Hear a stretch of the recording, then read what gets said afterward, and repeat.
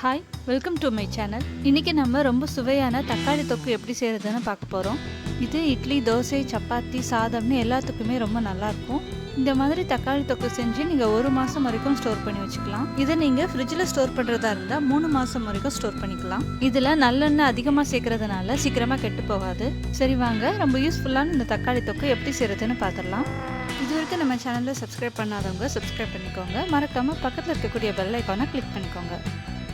இப்போ ஒரு பேனில் 1 டேபிள் ஸ்பூன் வெந்தயம் சேர்த்து நல்லா பொன்னிறமாகிற வரைக்கும் வறுத்துக்கோங்க. இதை ஆற வச்சு நல்லா பொடி பண்ணிடலாம்.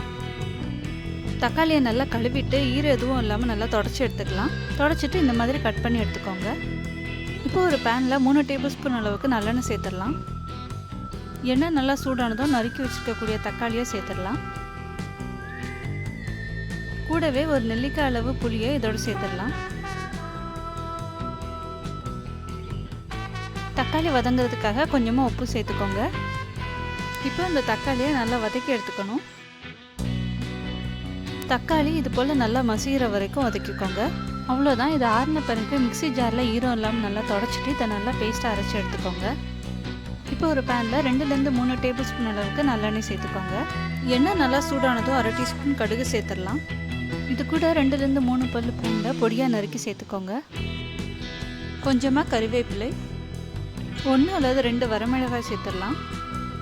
பூண்டோட பச்சை வாசம் போகிற வரைக்கும் நல்லா வதக்கிக்கோங்க. இது கூட அரைச்சி வச்சுருந்தா தக்காளி விழுதும் சேர்த்துடலாம். கொஞ்சம் எண்ணெய் பிரிஞ்சு வர வரைக்கும் இதை நல்லா வதக்கிக்கோங்க. இதோட 1/4 டீஸ்பூன் மஞ்சள் தூள், 1 டீஸ்பூன் மிளகாய் தூள் சேர்த்துக்கலாம். இதில் இருக்கக்கூடிய புளிப்பு காரத்துக்கு ஏற்ற மாதிரி உப்பு சேர்த்துக்கோங்க. வறுத்து பொடி பண்ண வெந்தயத்தூள் 1/2 டீஸ்பூன் சேர்த்துக்கோங்க. 1/4 டீஸ்பூன் பெருங்காயத்தூள் சேர்த்துடலாம். இப்போ இந்த மசாலாவோட பச்சை வாசம் போகிறது வரைக்கும் நல்லா வதக்கிக்கோங்க. இதில் 1/2 டீஸ்பூன் வெல்லம் சேர்த்துக்கணும். இப்போ இந்த தக்காளி தொக்குலேருந்து எண்ணெய்லாம் பிரிஞ்சு வர வரைக்கும் நல்லா வதக்கிக்கோங்க.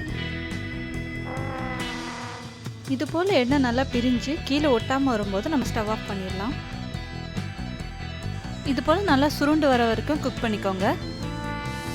இப்போ நம்ம தக்காளி தொக்கு ரெடி ஆகிடுச்சு. இதை நல்லா ஆற வச்சு ஒரு கிளாஸ் பாட்டிலில் ஸ்டோர் பண்ணிக்கிட்டிங்கன்னா 1 மாதம் வரைக்குமே கெட்டு போகாமல் இருக்கும். இது இட்லி, தோசை, சப்பாத்தி, சாதம் எல்லாத்தோடையுமே ரொம்ப சூப்பராக இருக்கும். இதில் நீங்கள் யூஸ் பண்ணக்கூடிய எல்லா பொருளையுமே தண்ணி எதுவும் இல்லாமல் நல்லா தொடச்சி யூஸ் பண்ணிக்கோங்க.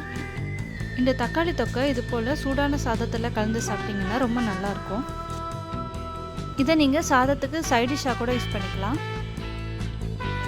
இந்த சிம்பிளான ரெசிபியை எல்லோரும் ட்ரை பண்ணி பாருங்கள். ட்ரை பண்ணி பார்த்துட்டு எப்படி இருந்துச்சுன்னு உங்கள் ஃபீட்பேக்கை கீழே கமெண்ட்ஸில் சொல்லுங்கள். இது வரைக்கும் நம்ம சேனலில் சப்ஸ்கிரைப் பண்ணாதவங்க சப்ஸ்கிரைப் பண்ணிக்கோங்க. மறக்காமல் பக்கத்தில் இருக்கக்கூடிய பெல் ஐக்கானை கிளிக் பண்ணிக்கோங்க. Thanks for watching.